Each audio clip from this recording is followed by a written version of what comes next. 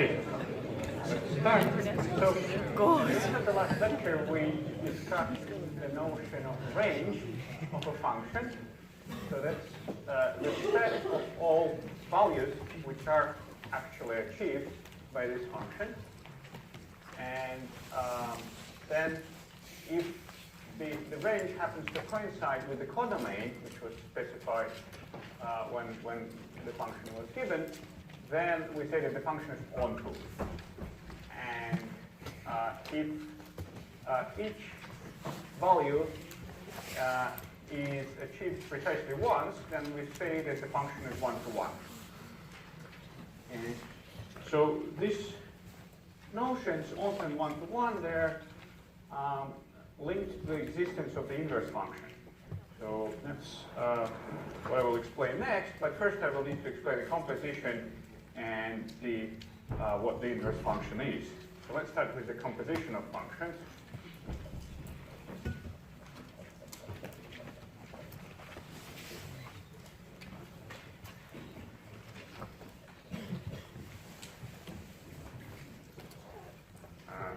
So let's consider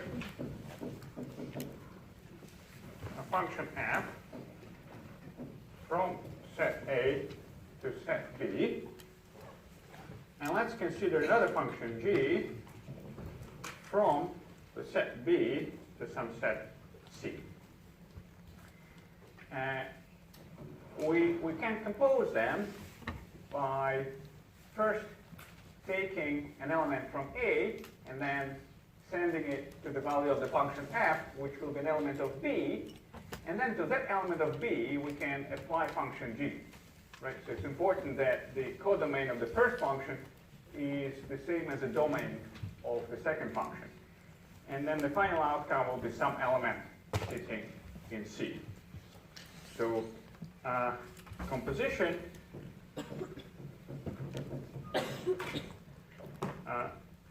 is another function which is denoted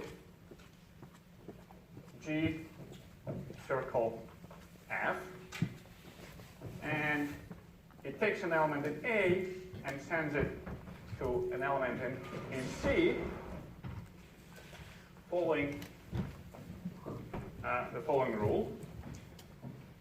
So the value of this composition at A equals g of f of A. Right? So when we put brackets, that means that we insert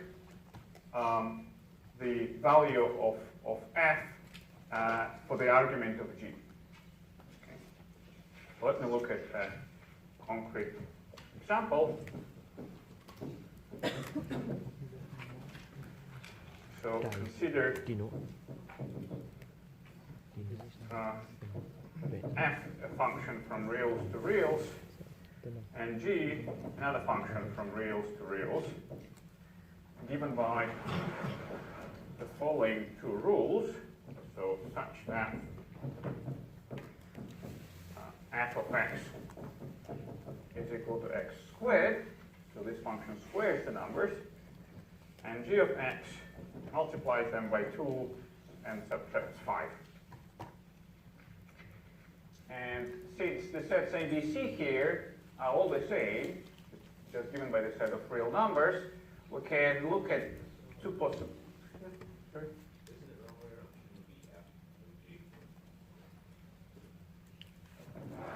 No, it's f. So what that sits inside is applied first. So f is applied first, and then we get an element of b, capital B, and then to that element we apply g. Yeah, but yeah, thanks for staying vigilant. You know, unfortunately, occasionally I make such mistakes. Okay, but not this time around. So back to these two functions, we can compose them two ways: f circle g and g circle f, right? Because a, b, c is they're all the same set. So let's do it in this order. So g circle f applied to x. So that should be g of f of x, and f of x squares, so it's g of x squared, and whatever number g receives, it multiplies it by 2 and subtracts 5. So it receives x squared, it multiplies it by 2 and subtracts 5, right? Another way to get this is by thinking, okay, I should replace x by x squared in that formula. Okay? So that's the explicit formula for this composition. And we can also do first g and then f. So that's f of g of x. So this is f of 2x minus 5. So what f does, it squares the number it receives. So now it receives the whole thing, 2x minus 5, so it has to square it. All right, and well, we can keep it like that, or just for the sake of comparing with the previous composition, we can expand it and we'll get 4x squared minus 20x plus 25. That's clearly a different polynomial. So you see, in general, if you can compose both ways, then you can get different functions. So here,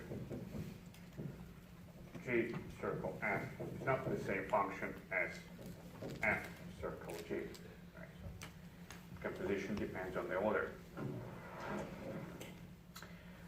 Let's next consider an arbitrary set. So let A be a set. We define the identity function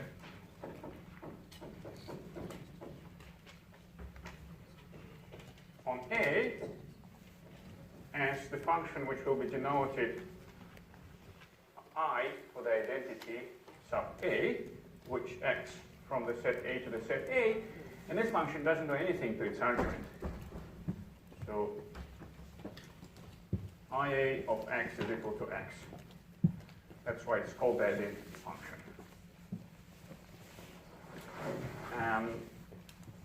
Okay. So that's our identity function. Consider now a function. Consider f, which is a function from A to B, and g, which is a function from B to A. If they satisfy the following rule, so f circle g, so f circle g will act from B to B. All right. So if it happens that f circle g is equal to the identity function on B, and if we compose it the other way, g circle f, which is a function from A to A, if it happens that g circle f equals the identity on A, then we say that g is the inverse function of f, or equivalently f is the inverse function of g. So they are the inverse of each other. Then we say that f is the inverse of g, and g is the inverse of f.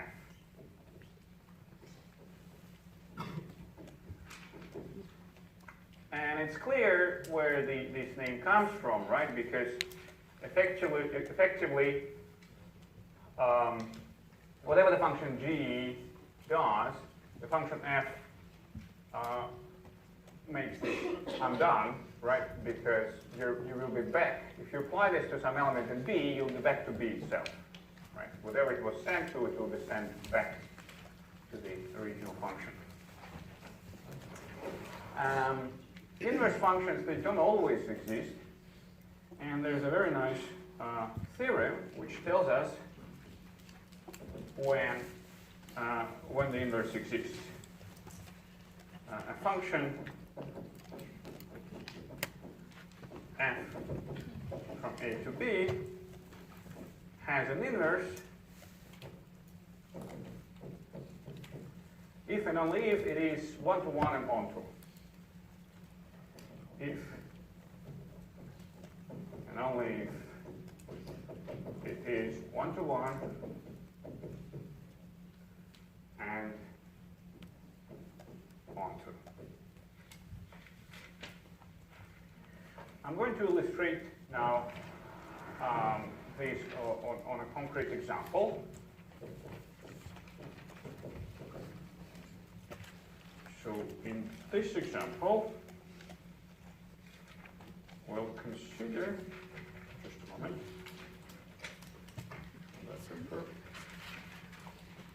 yep. So consider a function, let me call it g, from natural numbers to natural numbers, given by the following formula. Well, g of n equals n plus 5. So it takes each natural number and adds 5 to it. So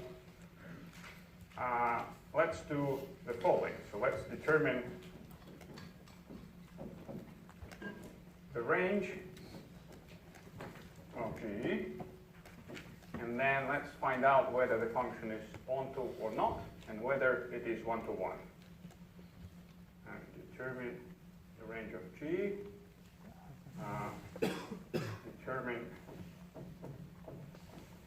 whether g is 1-to-1 and whether it is onto, and find the inverse function if it exists.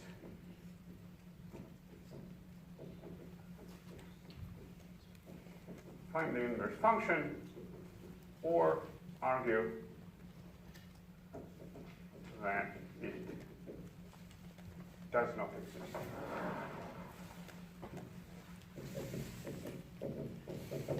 A typical midterm or final exam question, this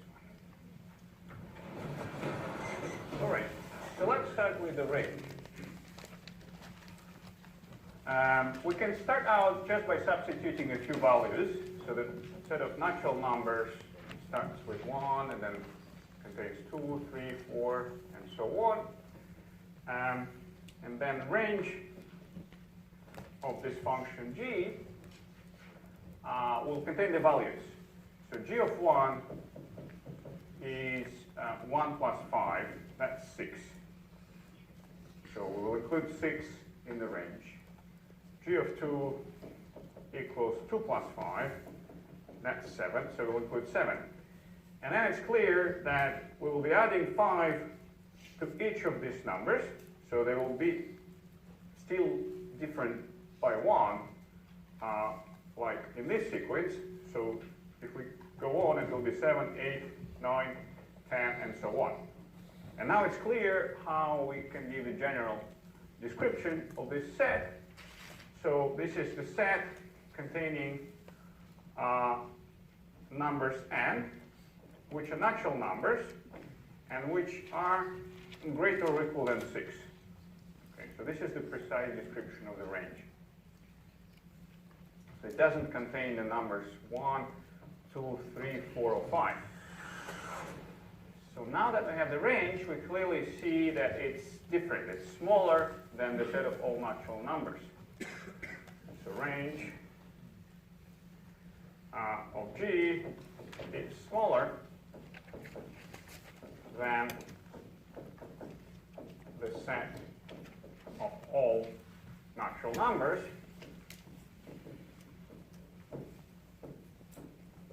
or in other words, it is different from the codomain, right? The codomain was defined as a set of all natural numbers. It is different from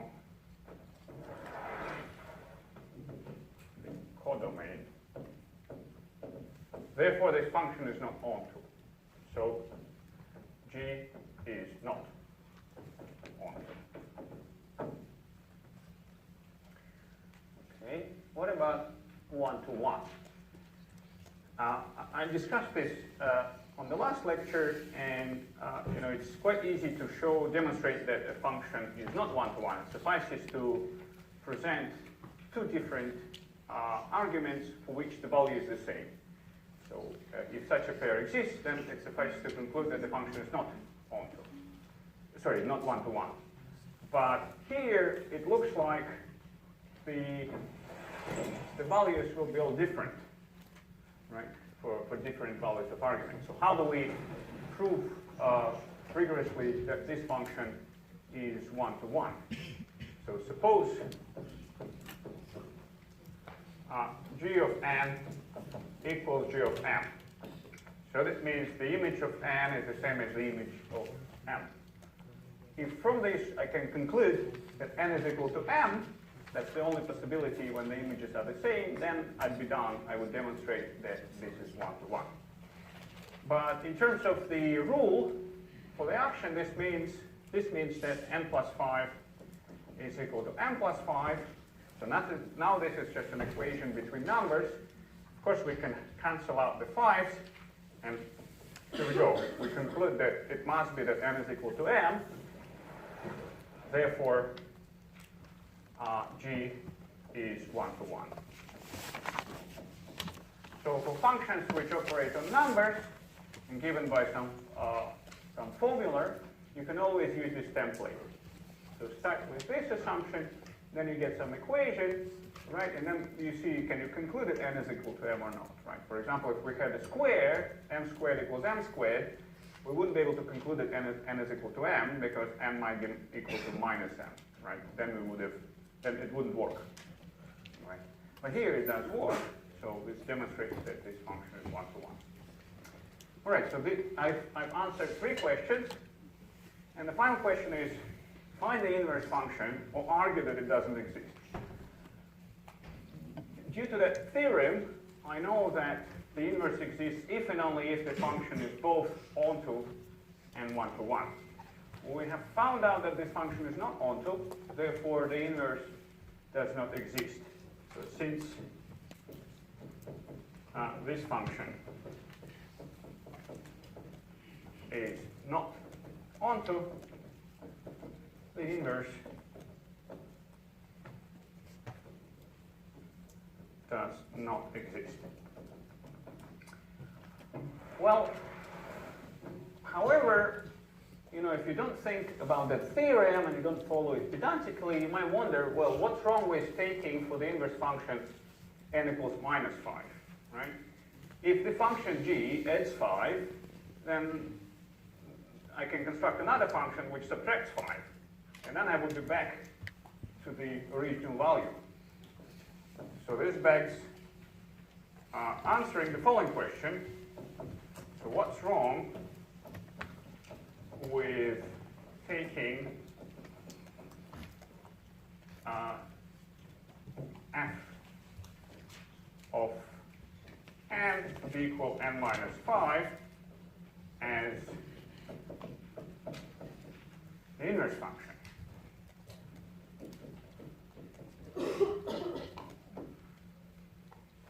Can anybody think of why we cannot take this as the inverse function?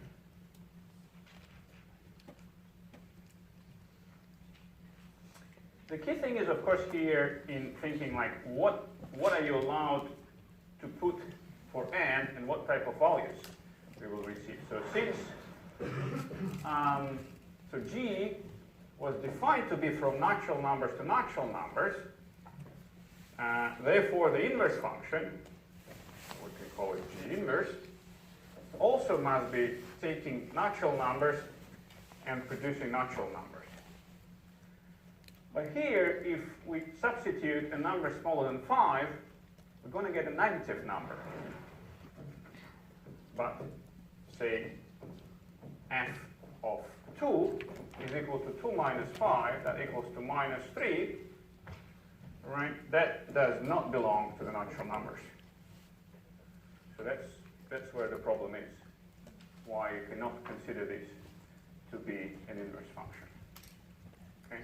Because it would work for all the values greater than 5, right? But for smaller values, it will produce negative numbers, which are not part of the natural numbers, right? So it won't be acting from natural deductions. Okay. Any questions about this example, please?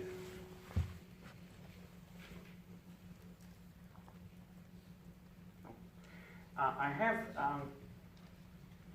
a file, a text with additional examples, all of this type.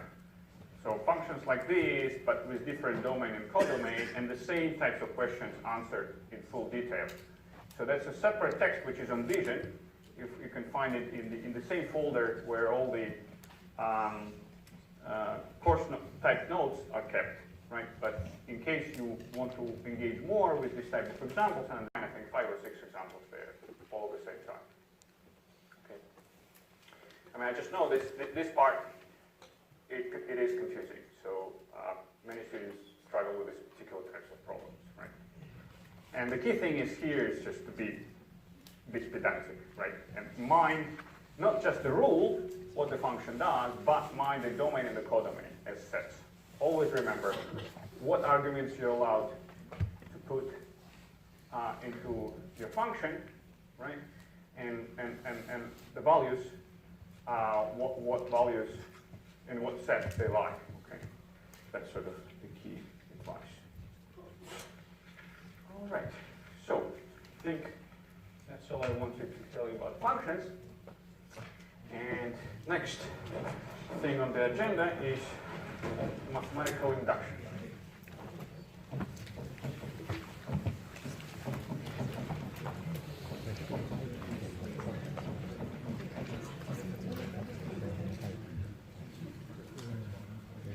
Mathematical induction, so we'll be often, I'll be writing MI for brevity. Okay. So it's a method of proving statements in discrete mathematics, and the type of statements it can be applied to are the statements which depend on integers. So mathematical induction is a method of proving statements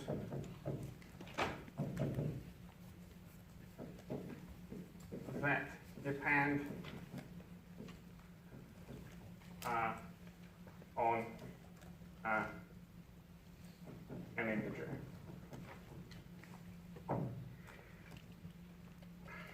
So let's start by looking at examples of such statements. So what do I mean? A statement which depends on an integer. So that means it's some statement which contains an arbitrary integer, and the statement is supposed to be true for any value of that integer. Well, not arbitrary, usually it's positive, right? But yeah, I'll clarify that. So let's look at examples of this type of statements.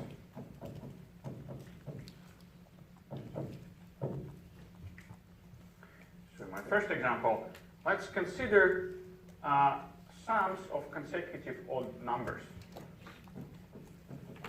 Let's consider sums of consecutive odd integers.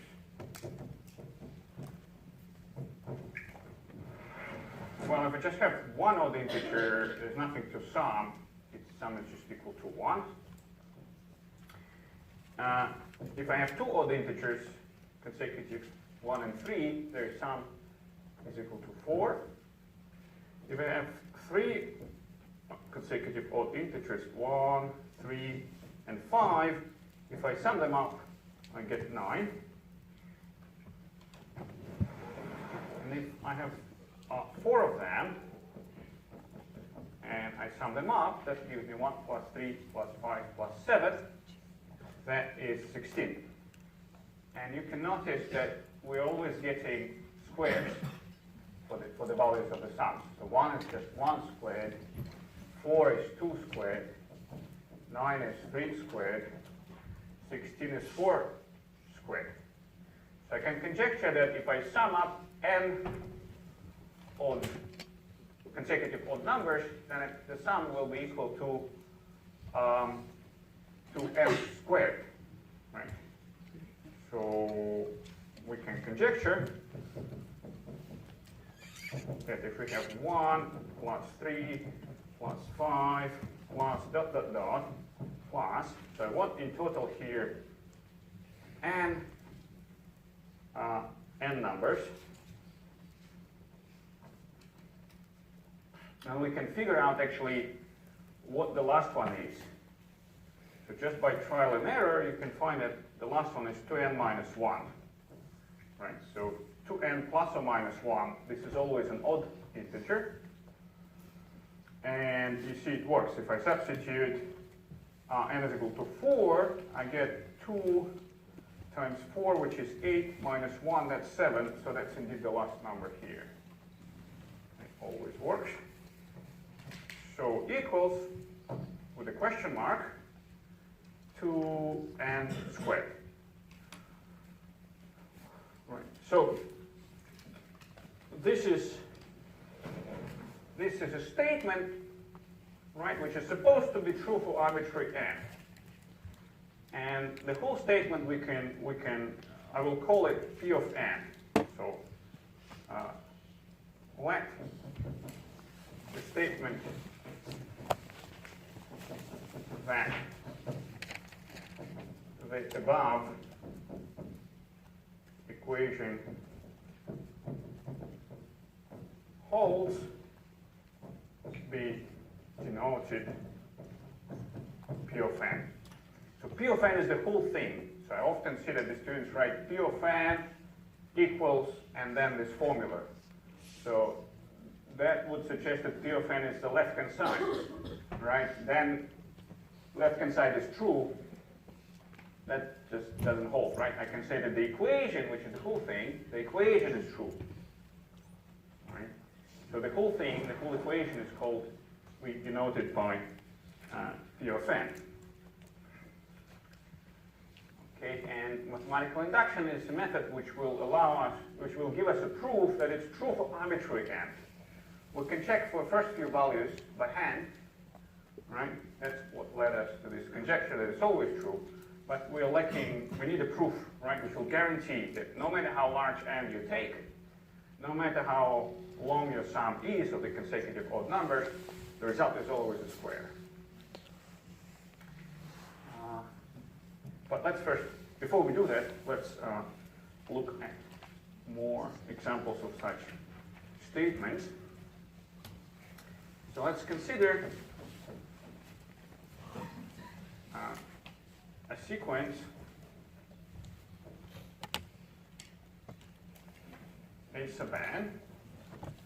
So the sequence contains A1, the numbers A1, A2, A3, and so on. And it's defined by a recurrence relation.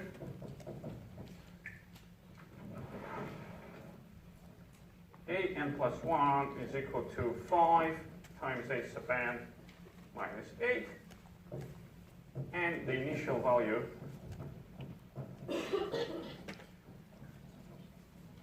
A1 is given, it is equal to 3. So what does this mean? So we're given the first value explicitly in this sequence of numbers, and we're given the rule which allows us to generate the other numbers. For example, if I take this rule, and if I substitute n equals 1 into the recurrence relation, we'll get A2 is equal to 5 times A1 minus 8. And A1 we were given, so it's 5 times 3 minus 8, so that is equal to 7. So A2 is 7. Now I can keep using this rule. So if I substitute n equals to 2 into this relation, I'll get A3 is equal to 5 times A2 minus 8. So this recurrence relation always tells you that to generate a new term in your sequence, you have to take the previous term, multiply it by 5, and subtract 8. That's what I'm doing. So A2, we have just calculated, is equal to 7. So if I substitute it, I get 5 times 7 minus 8. So that's 20-something, right? 27. And so on. So I can generate, using this recurrence relation, I can generate a 4, a 5, and so on. But, you know, with this sequences defined by recursive relation, you can see that, yeah, it's very sort of precise. I can generate the whole thing. But in order to find the value of A100, I would need to go first generate the 99 preceding values, which is quite laborious. Maybe I'm not after all the values. Maybe I want to find what happens for very, very large terms in the sequence. Do the terms always increase, or do they get smaller? Do they approach some limiting value? So for that purpose, the recurrence relation is not very efficient, so we would like to have instead some explicit formula. And so let's consider a statement that gives a sub n by an explicit formula.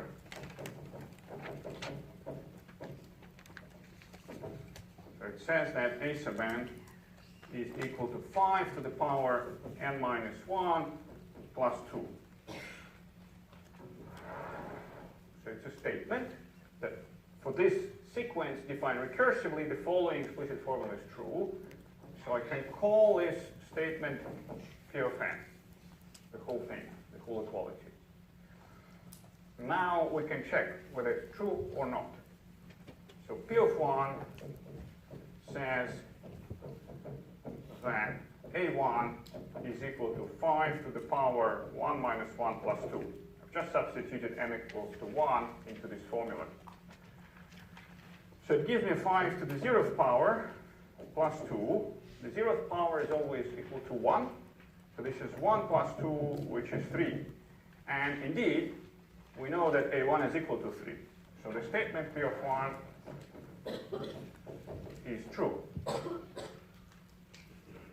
Let's check one more. So P of 2 says that A2 is equal to 5 to the power 2 minus 1 plus 2. So 2 minus 1 is 1, so I get 5 to the first power plus 2. 5 to the first power is just 5. So I get 5 plus 2, which is 7. And that again gives us the value which we previously generated using the recurrence relation. So P of 2 is true. And this leads you to conjecture that this formula is always correct. And using my language of using my notation, the conjecture is that P of n is true for any integer n greater or equal than 1. So conjecture P of n is true for any n greater or equal than 1. Okay.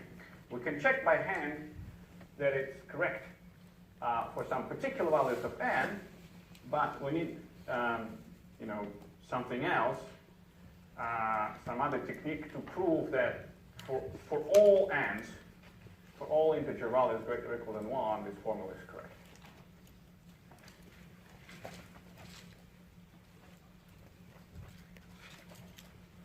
Right, so those were two concrete examples. In general, in practice, the number n can have a very different nature. It depends on the context. The method is very widely applicable. For example, if you want to prove something about graphs, and we'll be looking at graphs in a few weeks' time, then you might want to prove something which depends, some statement which depends on the number of vertices or nodes in your graph. So n could be the number of nodes. And so on. It could be the number of equations in linear algebra, and so on and so forth, right? So there are no limitations. So if we want to prove such statements, like this statement about the explicit formula for the recurrence relation, or the summation formula we conjectured in the first example, then the mathematical induction tells you to proceed using the following steps. So basically it has two steps. The first step, step 1, is called also the base step.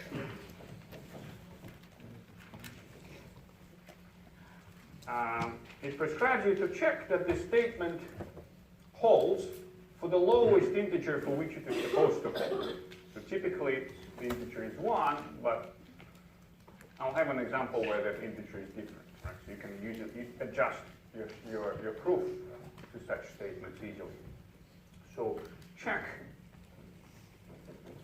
that the statement holds for the lowest integer and for which it is supposed to hold.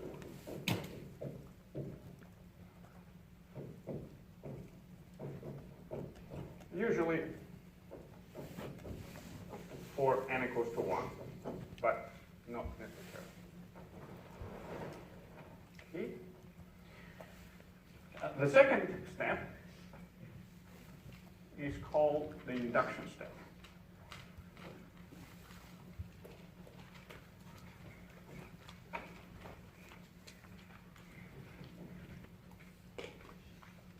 Okay, so I think I'll write it here together. So step 2, called the induction step.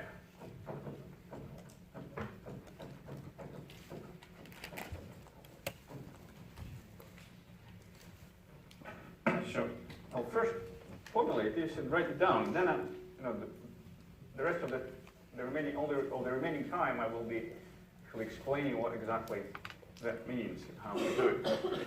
So we assume in this step, we assume that P of n is true for some particular but unspecified value of n. Particular but unspecified value n equals k. This already looks tricky, right? I mean, we had n, now I have k. But that's what these words really mean.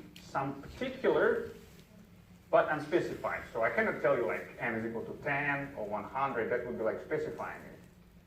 So I have to use some letter, right? Because it's not specified. And the letters better be different from n, right? Because n stands just for the whole range of numbers for which it is, the statement is supposed to be true. Okay, using that assumption,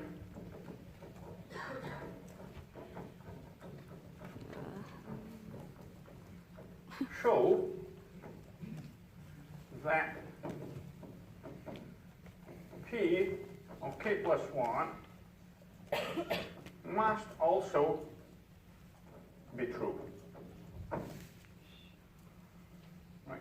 That means if P of k is true, we want to show that this implies that the statement which applies to the next number is also true. So we can write this as a logical implication. So P of k true implies P of k plus 1 true. So basically we want to prove this implication, right? And we want to prove it for some unspecified k. So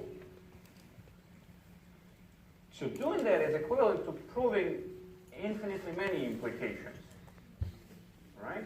Now you can start iterating them. So I'm explaining now how this works. So since in step 1 we checked that P of 1 is true, we checked it honestly, explicitly by plugging in the number and checking whatever statement we're proving. And since we have this implication true for arbitrary k, right, we can stick it in and conclude that P of 2 must also be true, because here k is equal to 1, we can set k equal to anything, so k is equal to 1. That would imply that for k equals to 2, P of 2 is true. And then we can keep doing that. So P of 2 is true, we can conclude implies P of 3 is true, and so on. By stacking together these implications, proved on step 2, in the induction step, we can arrive to an arbitrary integer, the statement at the arbitrary integer. So all of them would be true. A nice image to imagine how the method works is to think about a row of dominoes. So a nice image is a row of dominoes standing on their sides. So imagine a semi-infinite row. So you have one domino standing here, then another one, and another one next to it, another one next to it, and the row, as far as you can see, never ends. And if you push the first domino, it will start falling over, and it will knock down the domino next to it. That one will start falling and will knock down the domino after it, and so on. So they will keep falling and falling and falling, and any particular domino standing anywhere will eventually fall down. Okay. So that's just an image for this method. Okay, now let me apply these ideas to concrete examples so that you can see how you really do it. And so here I should say right away that it's called a method, but it's not anything mechanical, right? It doesn't just, it's not a set of instructions which you can follow mechanically and generate a proof for this statement that you'd like to prove. So it requires some ingenuity and some experience in these type of things. So let me go back to my example 1. Apply mathematical induction to example 1. So we can always write down first what is the statement we want to prove. So P of n, what we're trying to prove, states that if you sum up the n consecutive odd numbers,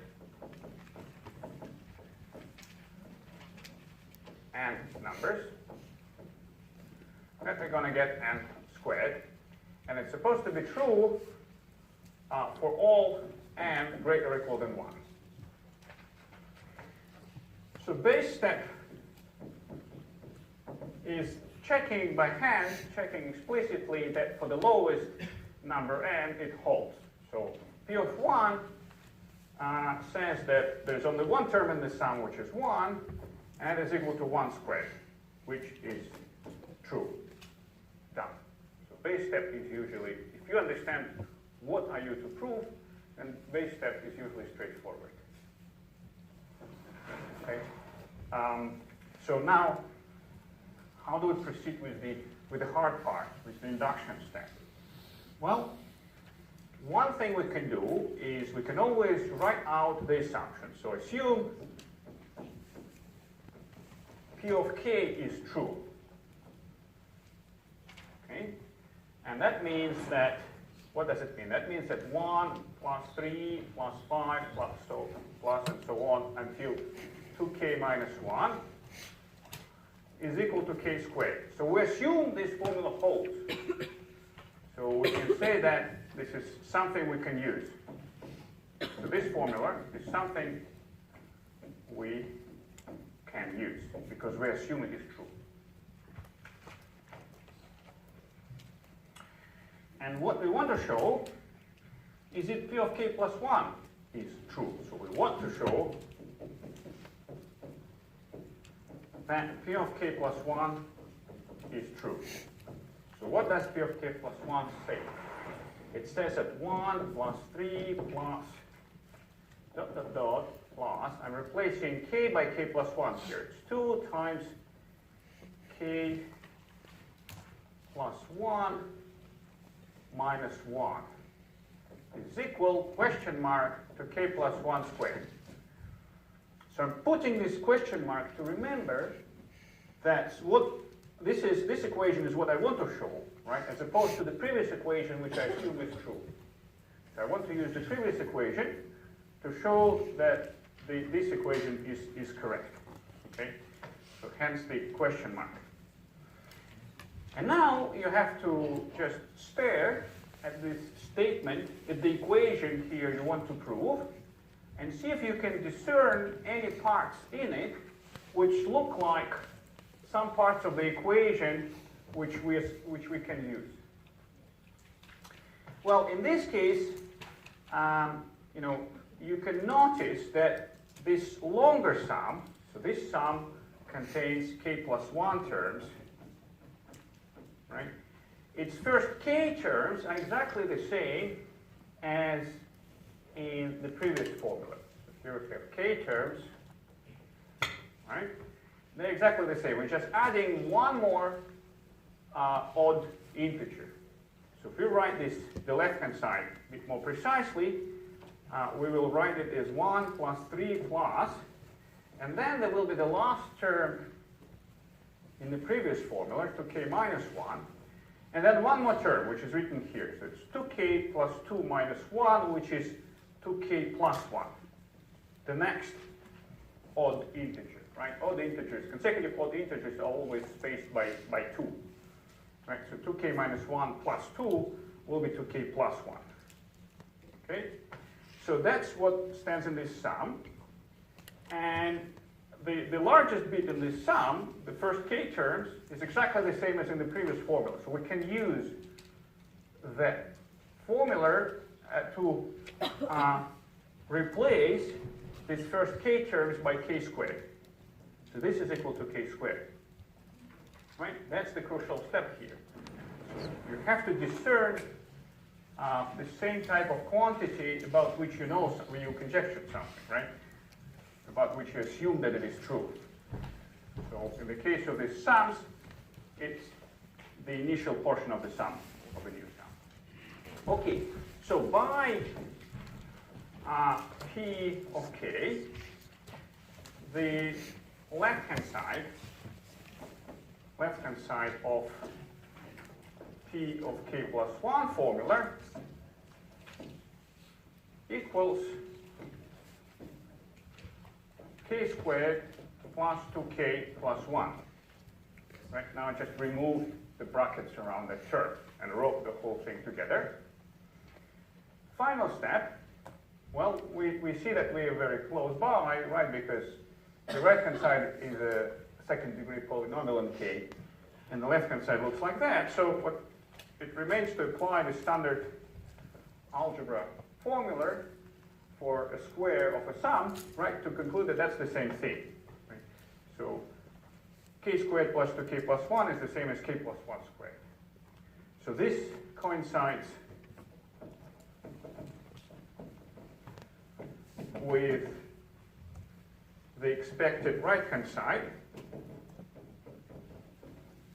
So sometimes I use this abbreviation RHS and LHS for left-hand side and right-hand side, okay, for brevity. And therefore, P of k plus 1 is true. That formula with one more term is also true. And the final phrase, if you wish to finish kind of in a nice way, you can say that by mathematical induction, this implies that the desired statement is true for any n greater or equal than 1. So by mathematical induction, Q of n is true for all k greater or equal than 1.